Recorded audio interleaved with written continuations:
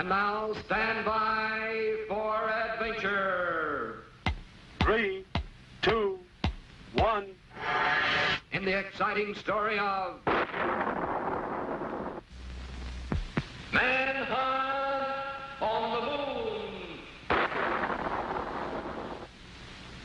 Moon. Interplanetary investigator Colonel Bleep and his space deputies, Squeak and Scratch, floated to a stop just above the surface of the moon. They were searching for some trace of the terrible Dr. Destructo among the thousands of crater marks that dotted the strange landscape. To Bleep, it appeared that these craters might have been caused by thousands of meteors crashing down at terrific speed. But many scientists believe the strange markings are the scars of a tremendous bubbling action caused when hot internal gases escaped to the outer surface back when the moon was soft and pliable.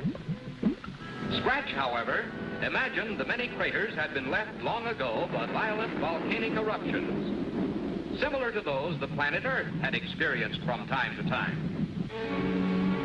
Then something below caught their attention. Glistening in the sun at the very top of Mount Leibniz, the moon's highest visible peak, stood a strange tower. It closely resembled the man-made structure called the Eiffel Tower, which is a familiar landmark on Earth, in the city of Paris. Diving down for a closer look, Bleep and his friends found a huge reflecting mirror with a powerful lens attached to the top of the tower. This had been the moon power device used by Dr. Destructo not long ago to guide the runaway rocket straight down toward 00 Island.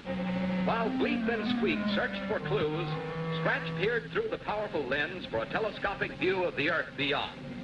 But as he looked, he froze with horror. For there, with one foot on South America and the other on South Africa, stood a tremendous black giant.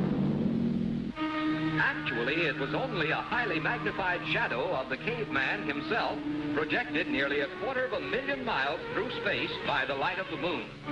But the sight was so terrifying, the frightened Scratch fell over backwards and tumbled down to almost certain death on the rocks below. Squeak looked up just in time to see his helpless companion falling straight down upon the puppet himself. Squeak couldn't move or even call for help. He could only cover his eyes and wait for the bone-splintering crash.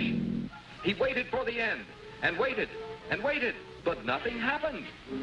Then Squeak opened his eyes just as Scratch gently floated into his arms. For you see, the gravity pull of the moon is only 1/6 as great as Earth, so Scratch almost floated down that great distance like a feather to land unharmed in the arms of little Squeak.